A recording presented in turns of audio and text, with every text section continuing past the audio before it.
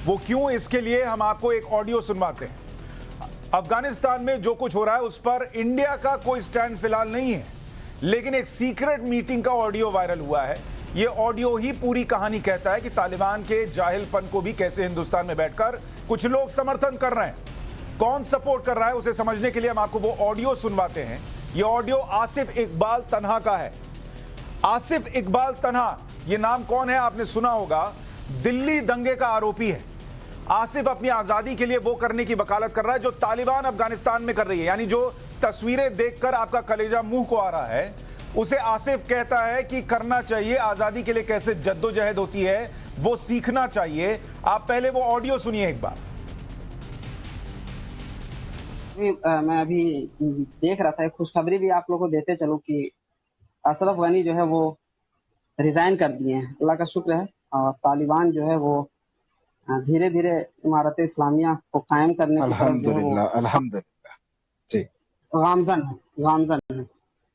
तो मुझे वो लगता है कि हाँ, हमें उनसे सबक लेना चाहिए और सीखना चाहिए कि आज़ादी हासिल करने के लिए किस तरह की जिद्दोजहद और कोशिश करनी चाहिए।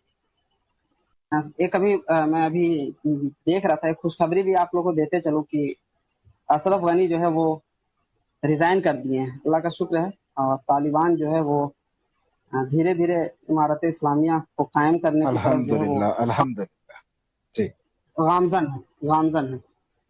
तो मुझे वो लगता है कि हाँ, हमें उनसे सबक लेना चाहिए और सीखना चाहिए कि आज़ादी हासिल करने के लिए किस तरह की जिद्दोजहद और कोशिश करनी चाहिए। अब ये आजादी गैंग जो है वो तालिबानी गैंग नजर आने लगा है। इनको तालिबान जो आतंकी संगठन है, जो आतंकी हैं, जिन्होंने एक देश पर कब्जा किया है, इनके लिए वो आजादी हासिल करने जैसा है। और वो कह रहे हैं कि बड़ी खुशखबरी आ रही है कि वहां से राष्ट्रपति भाग गया। और एक भाई साहब अल्हम्दुलिल्लाह अल्हम्दुलिल्लाह कहते हैं, और उसके बाद ये भाई साहब दोबारा कहते हैं कि ये सीखने की जरूरत है कि आजादी के लिए जद्दोजहद कैसे होती है। क्या तालिबान हिंदुस्तान में नहीं घुसेगा? उसको सीमाओं के उस तरफ तो रोका जा सकता है, लेकिन जिनके दिमाग में तालिबान घुस गया है और जो यहां हिंदुस्तान के अंदर बैठे हैं, उनसे कैसे लड़िएगा आप? ये तो बहुत बड़ा खतरा है भाई। आपको एक बार फिर से पूरा ऑडियो सुनाता हूं, नीचे टेक्स्ट भी लिखा आ रहा है। सुनिए इस तालिबानी सोच को जो हिंदुस्तान में सुनाई दे रही है।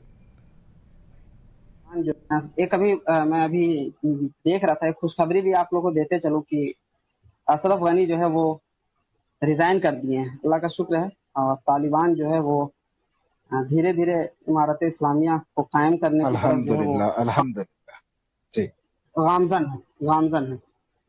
तो मुझे वो लगता है कि हाँ, हमें उनसे सबक लेना चाहिए और सीखना चाहिए कि आज़ादी हासिल करने के लिए किस तरह की जिद्दोजहद और कोशिश करनी चाहिए। इस ऑडियो को आप सुनते हैं तो आपके मन में पहली बात यह आती है कि यह आदमी दिल्ली दंगों का आरोपी ऐसे ही नहीं हो सकता, जिसकी सोच यह है कि आतंकी जो है वहां पर लोगों पर कब्जा कर लें, पूरे देश पर कब्जा कर लें। वैसा ही तरीका आजादी हासिल करने का यहां होना चाहिए। यहां कौन सी आजादी नहीं है इनको? कौन सी आजादी नहीं है इस देश में इनको, जिसके लिए इनको तालिबानी तरीका चाहिए आजादी हासिल करने का? बंदूक की नोक पर कौन सी आजादी ये हासिल करना चाहते हैं? इस देश में इनको क्या नहीं मिल रहा? एक बार जाकर तालिबान के साथ रहकर देखें कि इनके घर में जो महिलाएं हैं, जो बेटियां हैं, बहुएं हैं, उनको कैसे घर से बाहर तक नहीं निकलने दिया जाएगा। तब पता चलेगा कि क्या इनको यहां मिल रहा है और क्या तालिबान दे सकता है। एक बार फिर से सुनिए इनका यह ऑडियो। मैं अभी देख रहा था, एक खुशखबरी भी आप लोगों को देते चलो कि अशरफ गनी जो है वो रिजाइन कर दिए हैं। अल्लाह का शुक्र है। और तालिबान जो है वो धीरे धीरे इमारत इस्लामिया को कायम करने की तरफ जो है वो अल्हम्दुलिल्लाह जी गामजन है। तो मुझे वो लगता है कि हाँ, हमें उनसे सबक लेना चाहिए और सीखना चाहिए कि आज़ादी हासिल करने के लिए किस तरह की जिद्दोजहद और कोशिश करनी चाहिए। आसिफ तन्हा की आप बात सुन रहे हैं, जो कह रहा है आजादी हासिल करने के लिए तालिबानी तरीका होना चाहिए। अनुज हमारे सहयोगी जुड़ गए हैं।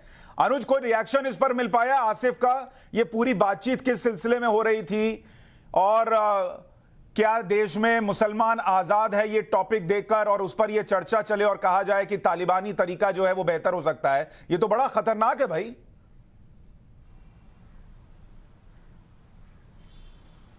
जी निश्चित तौर पर। और अगर आसिफ की बात की जाए तो आसिफ इससे पहले जब दिल्ली पुलिस की स्पेशल सेल ने आसिफ को गिरफ्तार किया था, आसिफ पर यूएपीए एक्ट के तहत उनकी गिरफ्तारी हुई थी। उस दौरान भी स्पेशल सेल के सामने आसिफ ने कई चौंकाने वाले खुलासे किए थे। आसिफ ने यह खुलासा किया था कि वो किस तरीके से भारत को इस्लामिक गणराज्य बनाना चाहता है, उसकी सोच क्या है, उसकी विचारधारा क्या है, ये तमाम जो है उसने खुलासे स्पेशल सेल के सामने किए थे।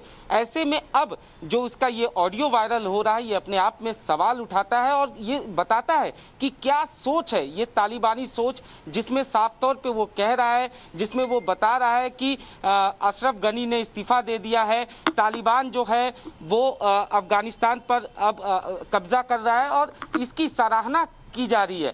और जिस दूसरे शख्स की अगर बात करें जो इसकी सहमति कर रहा है यूपी के जो वो पत्रकार है, उसके खिलाफ भी बाकायदा मामला दर्ज है, उसके खिलाफ भी कार्रवाई की गई है। तो निश्चित तौर पर ये एक बड़ी बात है जिस तरीके से पूरे ऑडियो में ये बताया गया है और आज़ादी की बात की गई है और ये बताया गया है कि किस तरीके से आज़ादी पाई जा सकती है। यानी निश्चित तौर इसमें पर एक चीज और बहुत इंपॉर्टेंट है, मैं दर्शकों के लिए बताऊं कि जो लोग ये क्लिप देख रहे हैं, इसमें नीचे आप देखिएगा जो बातचीत कही गई है वो नीचे टेक्स्ट में आ रहा है, तो आपको सुनाई दे देगा कि कैसे अफगानिस्तान का राष्ट्रपति भाग गया। इस पर उन्हें खुशी हो रही है, अल्हम्दुलिल्लाह कहा जा रहा है और कहा जा रहा है कि कैसे आजादी की जद्दोजहद होती है, सीखना चाहिए तालिबान से। लेकिन इस चैट का, ये जो चैट चल रहा है उसका टॉपिक देखिए ऊपर क्या लिखा हुआ है। लिखा हुआ है किया, मतलब क्या लिखने भी नहीं आता, हिंदी ऐसी है, किया देश का मुसलमान आजाद है। और उसमें ये चर्चा, सारे लोग बैठकर ये चर्चा कर रहे हैं कि कैसे आजादी जो है वो हासिल की जाती है तालिबान के तरीके से।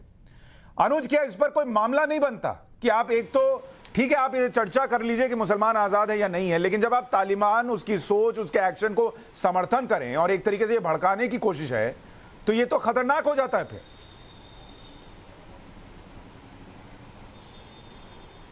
जी निश्चित तौर पर। और वही साफ तौर पे पुलिस की अगर बात की जाए इस पूरे मामले में, तो पुलिस का साफ तौर पे यही कहना है कि ये जो ऑडियो, ये पूरा जो क्लिप वायरल हुआ है उसकी तस्दीक की जाएगी और ये देखा जाएगा कि क्या वाकई में जो आवाज़ है वो आसिफ इकबाल तन्हा की है। इन तमाम चीज़ों की तफ्तीश की जाएगी और उचित कार्रवाई इस पूरे मामले में की जाएगी। जाहिर सी बात है, अगर आसिफ इकबाल तन्हा की बात की जाए तो उस पर ऑलरेडी मामला दर्ज है, दिल्ली दंगों का साजिश करता है, साथ ही साथ सीए प्रोटेस्ट में भी उसका नाम जो है वो सामने आया था। दिल्ली पुलिस की स्पेशल सेल ने यूएपीए एक्ट के तहत कार्रवाई की थी और जिस तरीके से इसने चौंकाने वाले तमाम खुलासे किए थे कि किस तरीके से वो इस्लामिक गणराज्य बनाना चाहता है, ये तमाम चीज़ें जो हैं पहले से ही स्पेशल सेल का साफ तौर पे यही कहना था कि जो इसकी विचारधारा थी वो कहीं ना कहीं कट्टरपंथी विचारधारा थी और इसी वजह से उसके खिलाफ तमाम कार्रवाई की गई थी।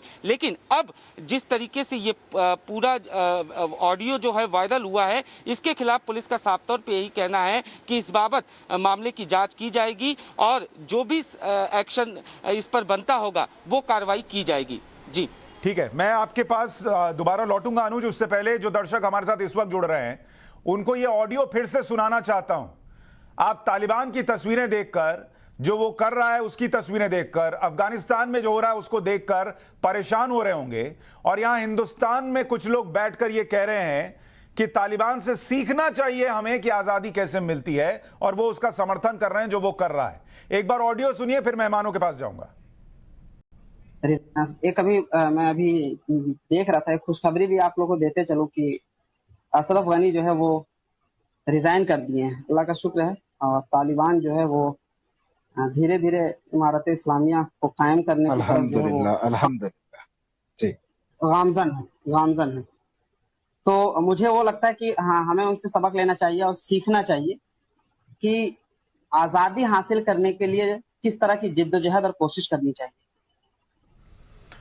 एक अभी अफगानिस्तान पर तो हम चर्चा करेंगे ही, आज पैनल उसी पर बुलाया था, लेकिन ये जो तालिबानी सोच यहां हिंदुस्तान में कुछ लोगों के दिमाग में है उस पर भी चर्चा करूंगा। कर्नल RSN सिंह रक्षा विशेषज्ञ हमारे साथ जुड़ रहे हैं, आलोक बंसल हमारे साथ है रक्षा विशेषज्ञ के तौर पर, अब्दुल समद प्रवक्ता हैं PTI के पाकिस्तान से हमारे साथ जुड़ रहे हैं, आंचल मल्होत्रा पूर्व राजनयिक और ललित अंबरदार हमारे साथ है। आप सभी का बहुत स्वागत है।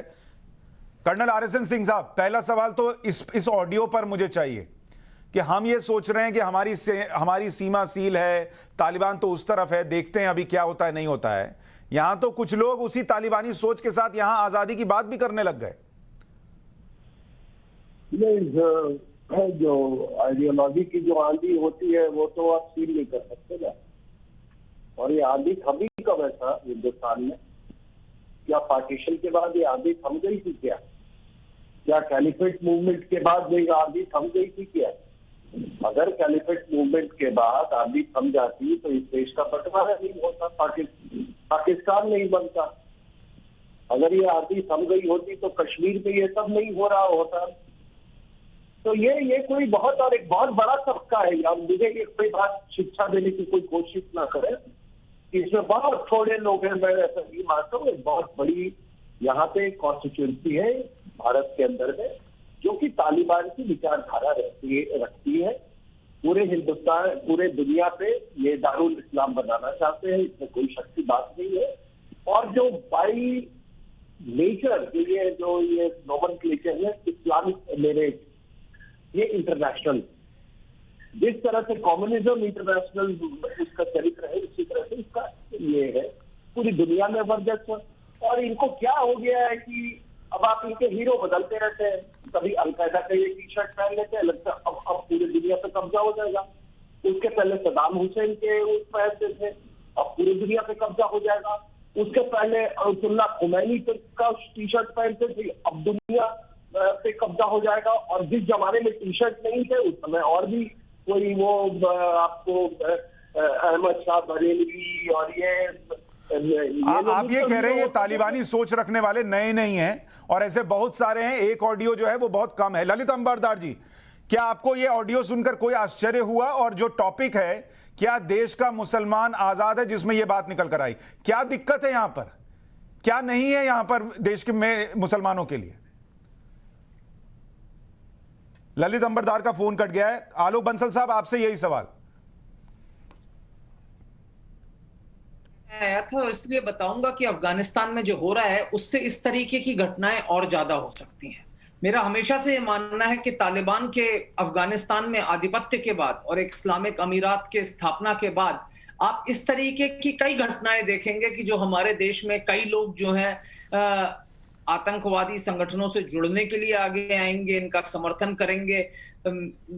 आज ही एक चैनल, आप ही की चैनल इंग्लिश वाली दिखला रही थी कि कोई पीस पार्टी के नेता हैं, वो तालिबान का समर्थन कर रहे थे आज।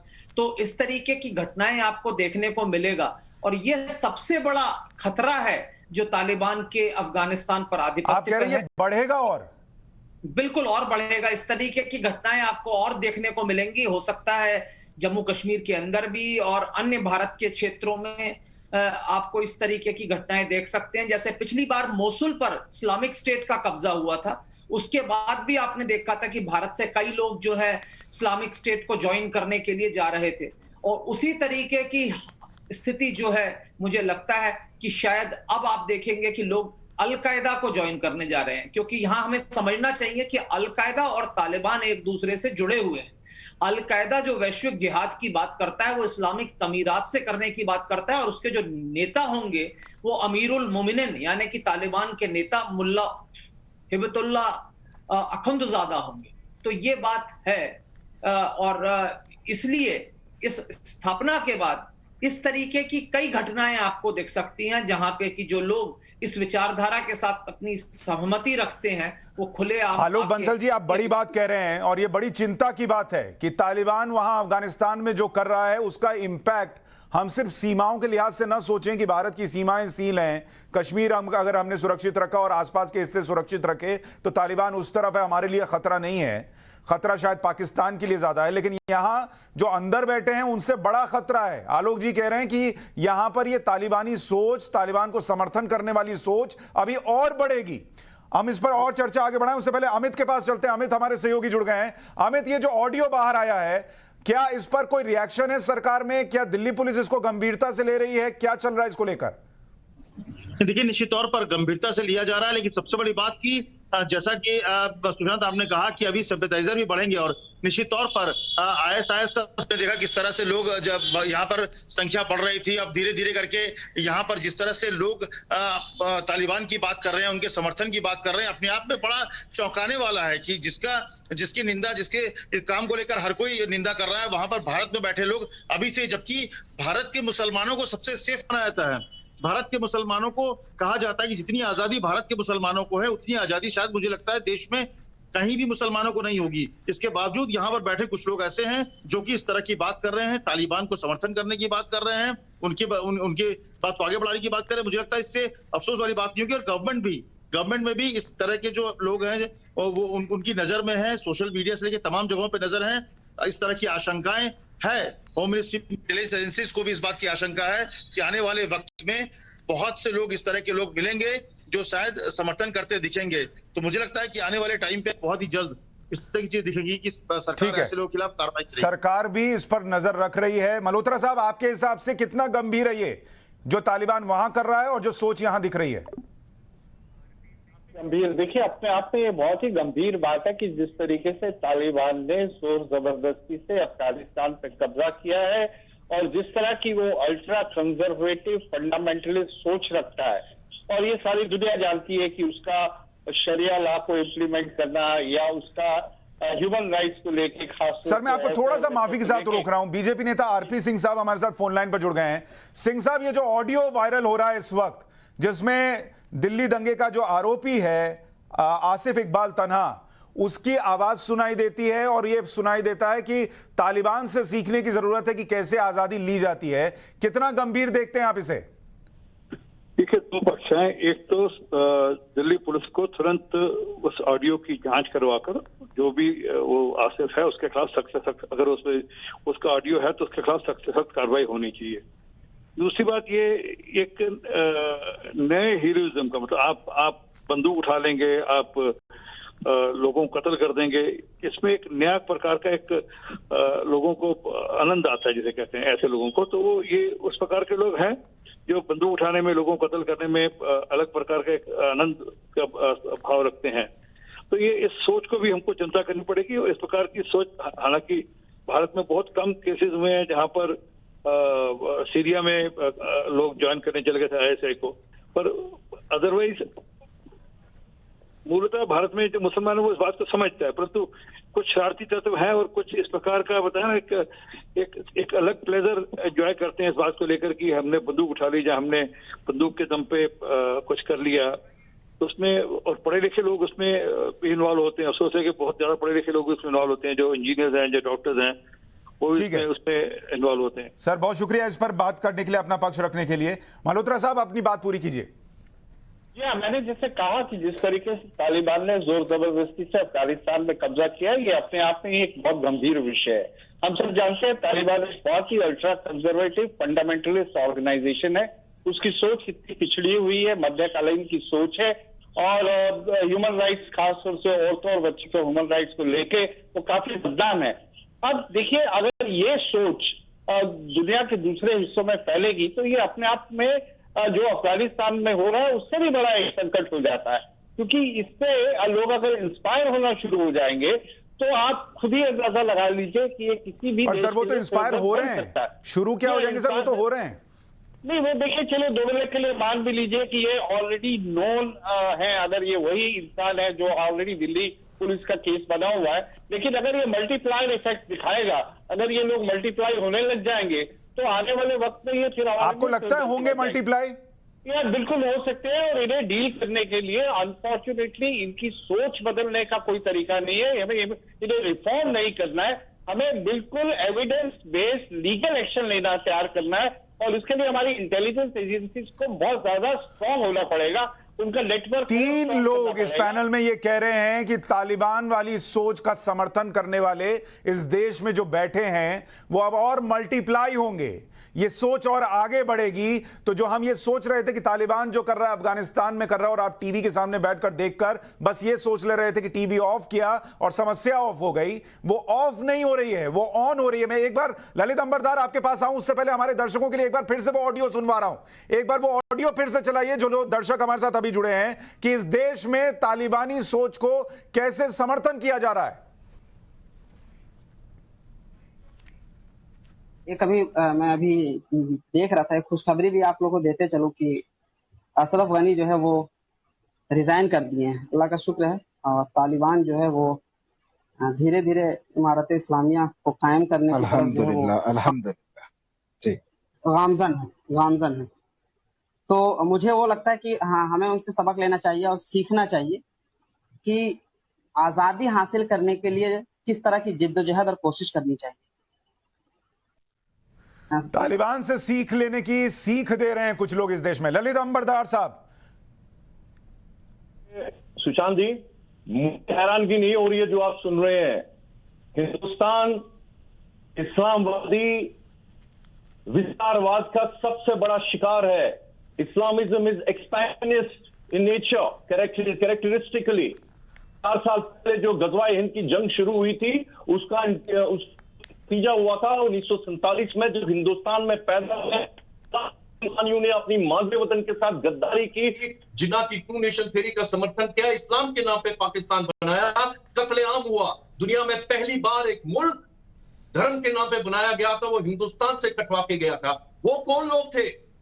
वो लोग हिंदुस्तान में पैदा हुए थे, लेकिन बदकिस्मती के साथ जिन लोगों ने पाकिस्तान बनाने में आगे आगे रहे, वो कई लोग उनमें से हिंदुस्तान में रह गए, हिंदुस्तान की पार्लियामेंट तक पहुंच गए, एकेडमिक्स में पहुंच गए। ये उनकी औलादे हैं, उनकी पुश्ते हैं। आपने अभी टीएमसी के कैंडिडेट को सुना था वहां पे कैंपेन में, वेस्ट बंगाल के इलेक्शन में। हम इतने हैं कि हिंदुस्तान की सरजमीन के ऊपर 3 पाकिस्तान बना सकते हैं। मुझे ये अजीब लग रहा है क्योंकि ये वोकल है, सबको मालूम है। तो इसलिए, और ये भी बताना चाहता हूं, केरला के जिहादी आज से कई बरस पहले कश्मीर के अंदर हिंदुस्तानी फौजियों के साथ लड़ते लड़ते मारे गए थे।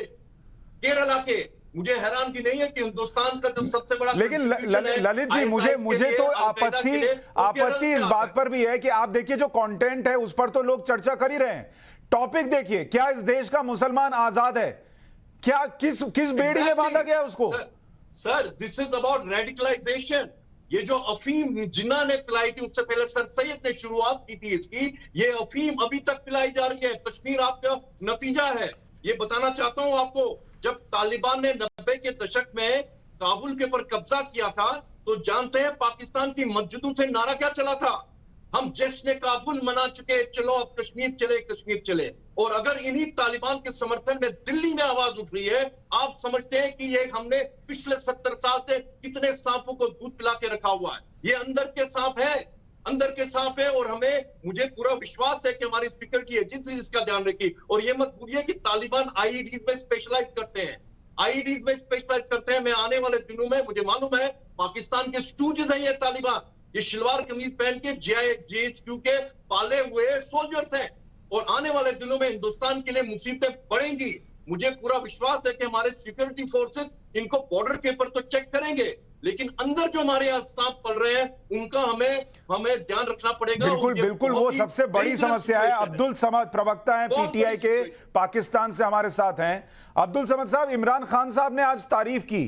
उन्होंने कहा कि वो समर्थन करते हैं और बेड़ियां टूट गई हैं, गुलामी की बेड़ियां टूट गई हैं। एक आतंकी संगठन और आतंकियों ने एक देश पर कब्जा किया, ये कौन सी बेड़ियां तोड़ रहे थे वो? देखिए, जब आप उनको आतंकी कहते हैं, टेररिस्ट कहते हैं, तो अब आपको ये पता होना चाहिए कि कोई भी अपराइजिंग जो सक्सेसफुल होती है वो पॉपुलर होती है, अवाम की मदद के साथ, सपोर्ट के साथ होती है। जब तालिबान आए, 75,000 की तालिबानी जो है वो 3,75,000 पे हावी हो गए, जिनका कोई कंपैरिजन नहीं था। अरबों डॉलर आपने, बिलियंस ऑफ डॉलर स्पेंड किए, 20 साल आपने ट्रेनिंग दी। आज वजीर खारजा अमेरिका ने कहा है कि जी हमने मिसकैलकुलेशन थी हमारी। जब आप वहाँ की आवाम के बगैर जो गैप था इनका अफगान फोर्सेस और अफगान रजीम का, कि वो उनकी आवाम ही उनके ऊपर अफगान फोर्सेस के ऊपर पथराव कर रही थी। देखिए, जब इस तरह का सर, अगर इतना भरोसा था तो चुनाव लड़ती ना तालिबान? बंदूक और रॉकेट लॉन्चर लेकर क्यों भरोसा जीतने गई थी? तो आपने कौन सा चुनाव के जरिए उनको बाहर निकाला था? जब आप आके उनके ऊपर काबिज हुए थे तो वो रीगेन कर रहे हैं ना। तो वो कौन सा तब तक चुनाव लड़ रहे थे सर? वो तो तब भी बंदूक के सहारे थे, आज भी बंदूक के सहारे हैं। निकाला सद्दाम हुसैन को कैसे बाहर निकाला?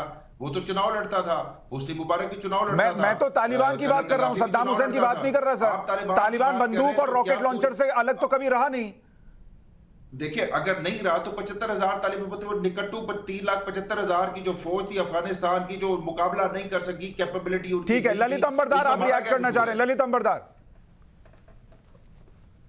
ये बिल्कुल सही कह रहे हैं। 3.5 लाख फौज ने लगभग कोई रेजिस्टेंस नहीं दी ये 75,000 तालिबानों को। इसमें अमेरिका का बहुत बड़ा रोल है सर।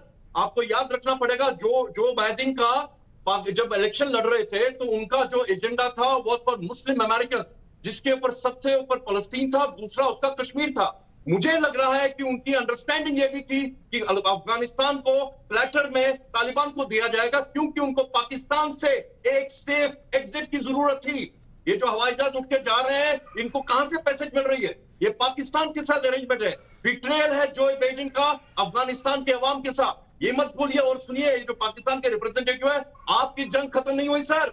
जंग आज रात से शुरू होगी, जहां तक मेरा सोचना है। आप देखिएगा कि वहां पे सिविल वॉर की शुरुआत आज होगी और जो कत्ले गारत होगा उसमें पाकिस्तान जिम्मेवार होगी और जो बाइडेन के हाथ से रंगे जाएंगे। अब्दुल समद साहब, आप जिसका समर्थन कर रहे हैं, बहुत लोगों को ये लगता है कि अब अगला जो है वो पाकिस्तान होगा, वो तालिबान पाकिस्तान में भी घुसेगा। बिल्कुल, इनकी दुरंत लाइन खत्म हो जाएगी सर, इनकी दुरंत लाइन खत्म होगी। पश्तून तहफ़्फ़ुज़ मूवमेंट, अब देखिए पाकिस्तान के अंदर क्या होने वाला है। पॉजिटिव सोचा करें लालित जी, जरा पॉजिटिव सोचा करें। नहीं, ये आवाज सुन रहा था, ये जब औरत को बाहर अकेला निकलने के ऊपर कोड़े पड़ेंगे, उसमें कोई पॉजिटिविटी नहीं है सर। वो औरत चाहे वो पाकिस्तान की हो या अफगानिस्तान की हो, 15 साल की बच्ची को उठा, ठीक है, 1 मिनट उनको रिस्पॉन्ड करने दीजिए। नोटिफिकेशन देने के बाद अब्दुल समद साहब, क्या पाकिस्तान को इस बात की चिंता है कि तालिबान अब पाकिस्तान में भी घुस सकता है? देखें, रिपरकशंस तो होते हैं। 1979 के बाद जब सोवियत ने इन्वेड किया, तब भी हमारे यहाँ क्लाशनकोव कल्चर आया। मक्का के अंदर सीज ऑफ जब होली काबा हुआ, जहबान जब गया, उन्होंने क्रश किया, हफ्ता 10 दिन लड़ते रहे उनसे। वो भी इस तरह की सोच वाले थे कि हमने कब्जा करना है। जब भी कोई इस तरह की सोच जो अपराइजिंग के लिए उठती है, इंसर्जेंट उठते हैं, उसका हमसाये के ऊपर सबसे पहले असर हमसाये के ऊपर होता है। हमने इस बार अपने बॉर्डर सील किए हुए हैं क्योंकि हम अपने पास एक्सपीरियंस से हम बहुत कुछ कर चुके हुए हैं। और दूसरी बात ये कि तालिबान इस बार कोई वायलेंस के नतीजे में नहीं आए, उनको तो रेजिस्टेंस ही नहीं मिली। जब आप कब्जा करने जा रहे हैं, अगर रेजिस्टेंस नहीं है और वो अच्छा, लेकिन अब्दुल समद साहब एक बात बताइए, अब्दुल समद साहब, अगर तालिबान ने इस बार कोई गोली नहीं चलाई, उनको लेकर लोगों का एक्सेप्टेंस था, तो आपने अपने बॉर्डर क्यों सील किए हैं? अगर इतना ही प्यारा तालिबान है तो उसके लिए बॉर्डर खुला रखिए, आराम से रहिए, क्या दिक्कत है फिर? देखें, वक्ती तौर पे सील की है क्योंकि लोगों को खौफ था कि कितने लोग यहाँ पे आ जाएंगे। हमने तो 30-40 लाख लोगों को तो पहले ही हमने बर्दाश्त किया था, तो वक्ती तौर पे सील किया था कि पैनिक में लोग निकलना चाहते हैं। अपने एयरपोर्ट्स के ऊपर अभी ये चल रही हैं, एयरपोर्ट्स के ऊपर पैनिक में लोग किस तरह से गए हैं, तो ये एक वक्ती तौर पे था और ये नहीं है कि परमानेंटली हमने उनको। ठीक है, आरएसएन सिंह साहब, क्या जो पाकिस्तान की सोच है, आपको लगता है कि ये तालिबान उतनी ही मोहब्बत पाकिस्तान के लिए दिखाएगा जितनी वो दिखा रहे हैं, इमरान खान दिखा रहे हैं? ये मुश्किल जो कट्टरपंथी लोग हैं उनको ज्यादा है पाकिस्तान में। ये गुणगान कर रहे थे ना अभी तालिबान का, आपने बिल्कुल सही सवाल पूछा। आप इनसे पूछिए क्या ये डूरैंड लाइन को रिकॉग्नाइज करते हैं, क्या इनसे पूछिए कि क्या तालिबान डूरैंड लाइन को मान्यता देगा। अगर मेरी बात का ये जवाब दे दे ये पाकिस्तान के जो नहीं करते, इनसे पूछिए थोड़ा। वो कह रहे नहीं करते, नहीं वो नहीं करते ना, तो आप इनको इतनी तारीफ क्यों कर रहे हैं? दूसरी बात, ये आप 1400 साल से यही कर रहे हो ना, मुझे आजादी चाहिए। किससे लड़के आजादी? जो वहां की जो फोर्सेज है वो क्या मुसलमान नहीं है क्या? वो कौन है? क्या वो हिंदू सेना है? क्या वो बौद्धों की सेना है? सर इसका जवाब लेता हूं, मैं माफी चाह रहा हूं, मुझे बस 30 सेकंड दीजिए सर, हेडलाइन लेकर मैं तुरंत आपके पास लौट रहा हूं। आरएसएन सिंह साहब, आप गंभीर सवाल उठा रहे हैं, मैं आपके पास तुरंत लौट रहा हूं, 30 सेकंड दीजिए, बस हेडलाइन लेकर आ रहा हूं। काबुल एयरपोर्ट पर 5 लोग मारे गए, रॉयटर्स के हवाले से खबर। काबुल से लौट रहे फ्लाइट पर चढ़ने की कोशिश कर रहे थे सैकड़ों लोग। अफगानिस्तान के सामने रख रहा हूं कैसे तालिबान का राज हुआ है आप देखिए, जिसको पाकिस्तान तारीफ कर रहा है कि गोली नहीं चली। आप देखिए वो लोग क्या कर रहे हैं सड़कों पर, वो कैसे राष्ट्रपति भवन के अंदर घुसकर कब्जा कर चुके, कई लोग भारत लौटने की कोशिश कर रहे हैं, राष्ट्रपति गनी देश छोड़कर जा चुके, व्हाइट हाउस के बाहर प्रदर्शन हो रहा है, काबुल एयरपोर्ट पर जो अफरा तफरी है उसको देखिएगा तो कलेजा मुंह को आ जाता है कि कैसे लोग प्लेन के ऊपर चढ़ने के लिए हड़बड़ाए हुए हैं, परेशान है कि कैसे वहां से निकल जाएं। इसकी भी तस्वीर है और इसी पर आज हम चर्चा कर रहे हैं। कर्नल RSN सिंह हमारे साथ बने हुए हैं, रक्षा विशेषज्ञ, आलोक बंसल हमारे साथ हैं, अब्दुल समद PTI के प्रवक्ता हैं, पाकिस्तान से हमारे साथ हैं, ललित अंबरदार हमारे साथ हैं, आंचल मल्होत्रा पूर्व राजनयिक हमारे साथ हैं। अब्दुल समद साहब, मुझे ये बताइए कि अगर तालिबान को वहां की जनता का समर्थन है, दो बातें बताइए। एक तो जो RSN सिंह साहब पूछ रहे थे कि किससे आजादी चाह रहे थे वो, जो आजादी मिल गई उनको, और दूसरा अगर समर्थन है तो ये एयरपोर्ट पे कौन लोग हैं जो भाग रहे हैं, वो कौन लोग हैं जिन जो गाड़ियों में फंसे हैं, जाम में फंसे हैं और काबुल छोड़ छोड़कर भाग रहे हैं?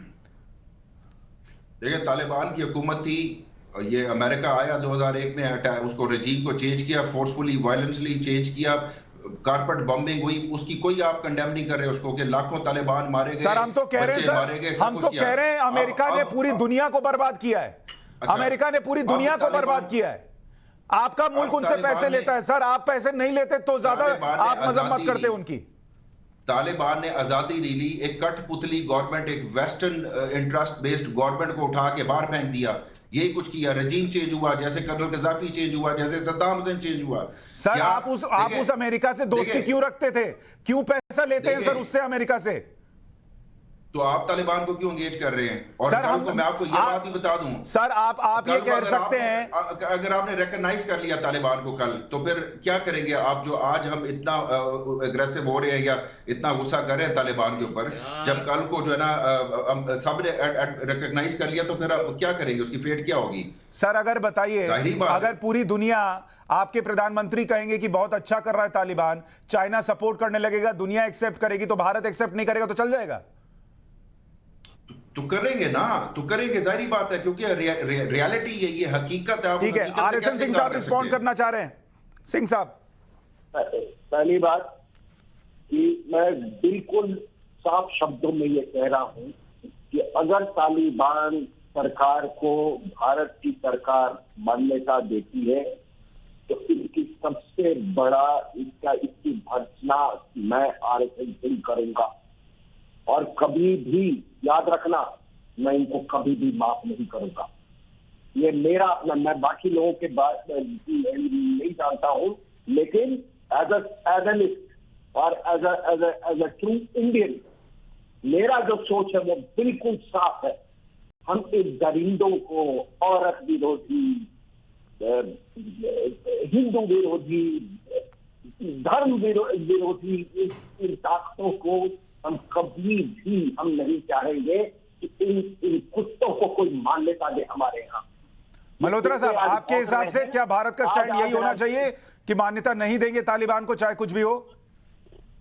देखिए, मुझे लगता है कि भारत अभी वेट एंड वॉच अप्रोच देखेगा पूरी दुनिया में इसको इशू को लेके किस तरह से किया जा सकता है, क्योंकि भारत की वैसे तो पॉलिसी यही रही है, जो प्रिंसिपल पॉलिसी तो यही है कि इस तरह से जो सरकार बनाता है या इस तरह जो पावर में आता है तो भारत उसको भर्त्सना करता है, भारत उससे डिस्टेंस बना के रखता है।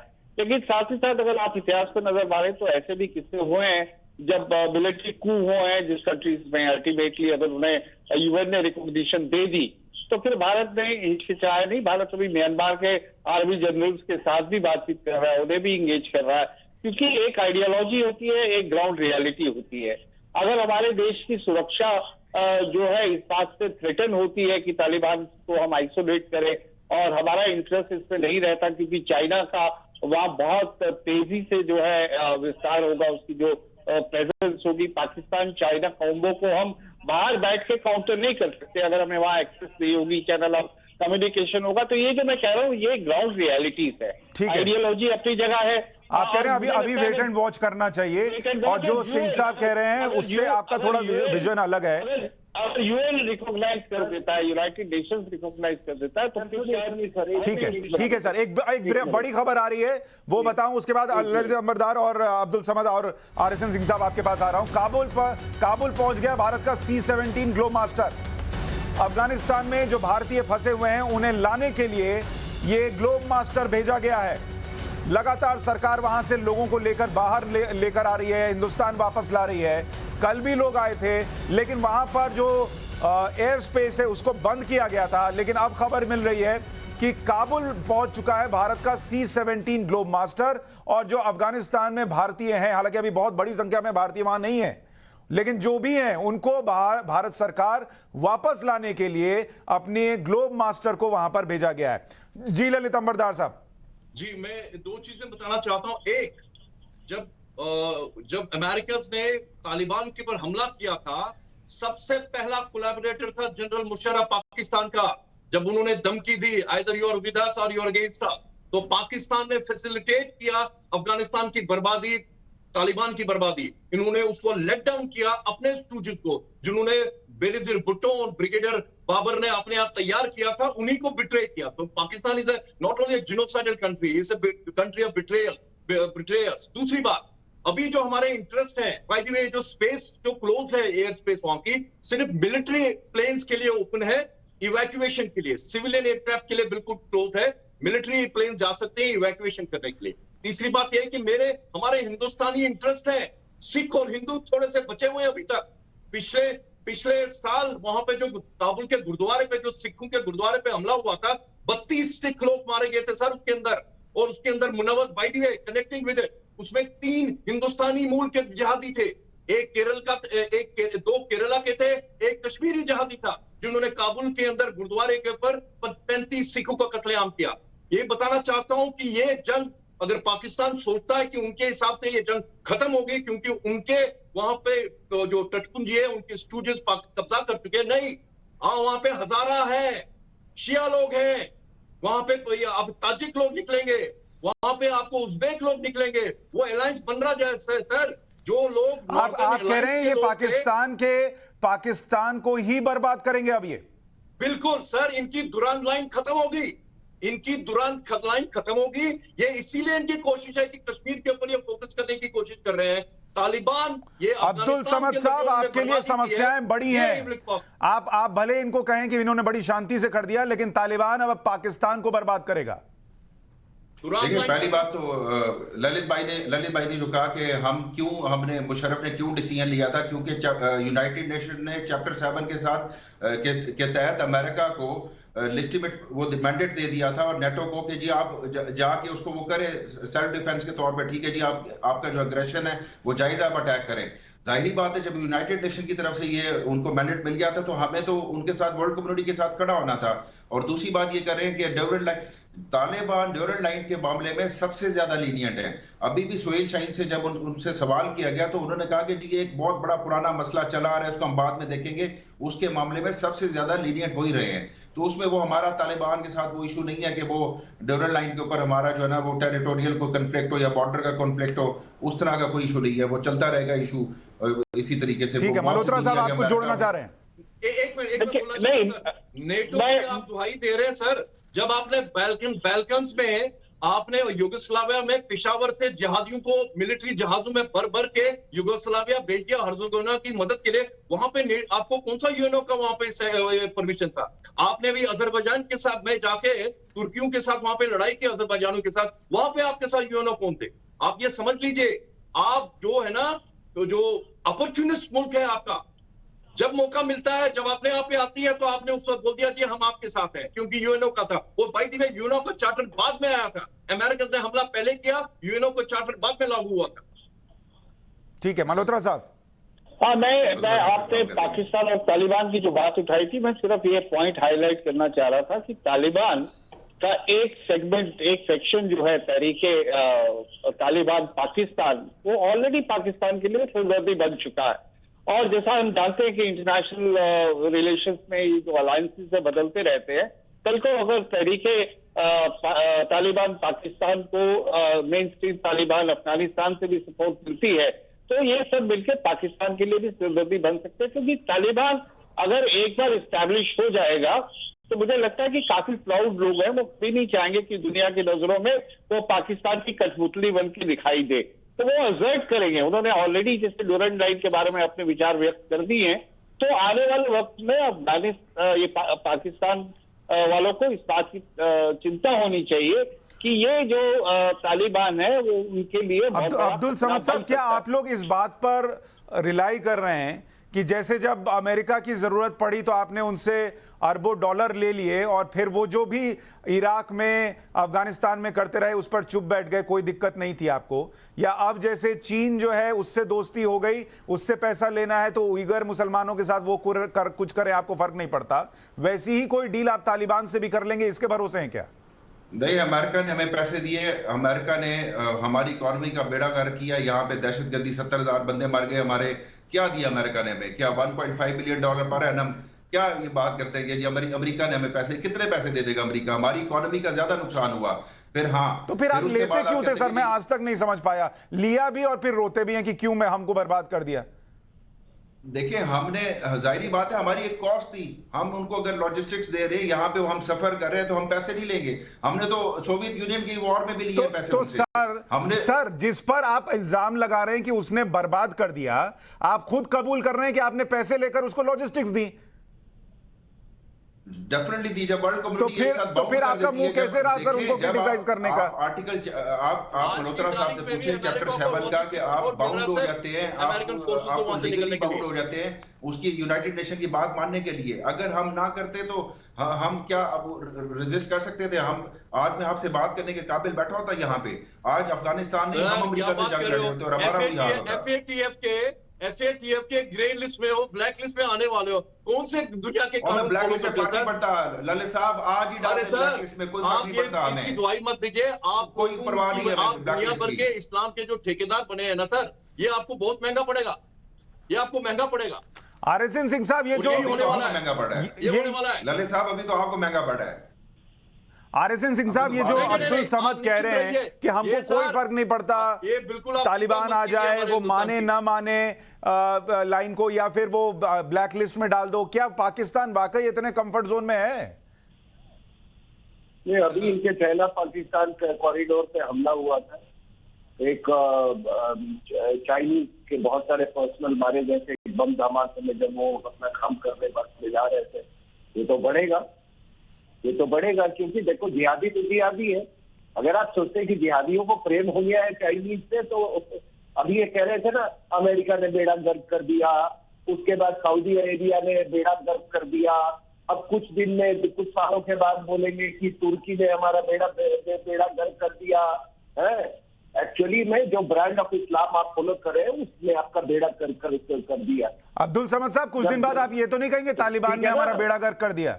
नहीं, एक तो ना ये इस्लाम की बहस से बाहर निकलना है, कोई इस्लाम नहीं होता, कोई उम्मा नहीं है यहाँ पे, सब नेशनल इंटरेस्ट होता है, यहाँ पे नेशनल इंटरेस्ट होता है। तुर्की, हमारे अफगानिस्तान में तुर्की नॉर्दर्न अलायंस को सपोर्ट करता था, हम तालिबान को सपोर्ट करते थे। डिफरेंट, छोड़ दे इस बात को। आपको लगता है कि जी यहाँ पे इस्लाम, यमन में सऊदिया की यमन की लड़ाई हो रही है तो वहां पे कहाँ गया इस्लाम? अब्दुल समद साहब, मैं इस पर लौटूंगा, एक छोटा सा ब्रेक लेना पड़ रहा है, ब्रेक के बाद हम इस चर्चा में लौट रहे हैं। अफगानिस्तान की चर्चा कर रहे हैं, तालिबान की चर्चा कर रहे हैं, और हिंदुस्तान में जो लोग तालिबानी सोच रखते हैं उनकी भी चर्चा कर रहे हैं। आपको ऑडियो भी सुनाया कि कैसे यहां पर कुछ लोग जो हैं वो ये कह रहे हैं कि तालिबान से सीखना चाहिए कि आज़ादी कैसे ली जाती है, और वहां जो हो रहा है उस पर तो चर्चा कर ही रहे हैं। आंचल मल्होत्रा पूर्व राजनयिक हमारे साथ हैं, कर्नल आरएसएन सिंह बने हुए हैं, ललित अंबरदार हमारे साथ हैं, और पीटीआई के प्रवक्ता अब्दुल समद हमारे साथ पाकिस्तान से जुड़े हुए हैं। ललित अंबरदार साहब, बड़ी जल्दी पाकिस्तान के प्रधानमंत्री ने कह दिया कि हम ये जो आज़ादी मिली या बेड़ियां तोड़ दी गई, चीन ने एक्सेप्ट भी कर लिया तालिबान को। ये इनका डर है या इनकी स्ट्रैटेजी है या जो डील हुई है उसका हिस्सा है?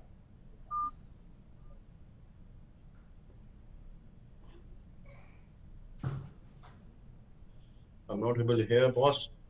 ललित जी को आवाज नहीं जा रही है। आरएसएन सिंह साहब, आपके हिसाब से? नहीं, डील का हिस्सा तो जरूर लग रहा है। इसी के लिए पाकिस्तान मशक्कत कर रहा था इतने दिनों से, और ये सबको जो जितने पार्टी थे उसको गुमराह कर रहा था।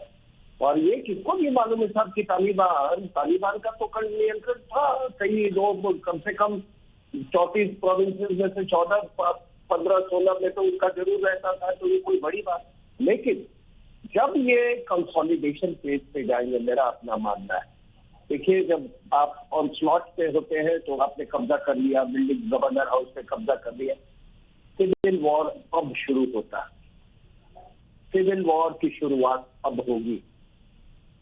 आप जो मैं आज कह रहा हूँ आपके माध्यम से, इसको याद रखिएगा। अब सिविल वॉर, जैसे ही कंसोलिडेशन पे। दूसरी बात, मुझे ये अभी तक ये नहीं समझ में आ रही है कि शायद मुझे कोई जवाब दे दे, ये 3000 जो अमेरिकन सोल्जर्स आए हैं वो कहाँ है? वो क्या बैरक में बंद होने के लिए आए हैं? मैं ये नहीं कह रहा हूँ क्या करेंगे, लेकिन मैं ये जानना चाहता हूँ कि वो क्या कर रहे हैं, क्योंकि 3000 एक बहुत बड़ी सेना होती है। हमारे उस टर्म्स में वो एक ब्रिगेड के बराबर सेना, जिसमें एयरबॉर्न डिवीजन के भी लोग हैं उसमें, और कुछ यूके ने भी वो भेजा है। तो देखते रहिए, शायद अभी जश्न मनाना बड़ा प्रीमेच्योरली होगा, और 1400 साल में हमने ऐसे बहुत जश्न देखे हैं। ये आंचल मल्होत्रा साहब, आप इत्तेफाक रख रहे हैं जो सिंह साहब कह रहे हैं, अभी सिविल वॉर वहां शुरू होगी? देखिए, सिविल वॉर शुरू तो तब होगी जब उससे पीछे से कोई सपोर्ट करने वाला होगा।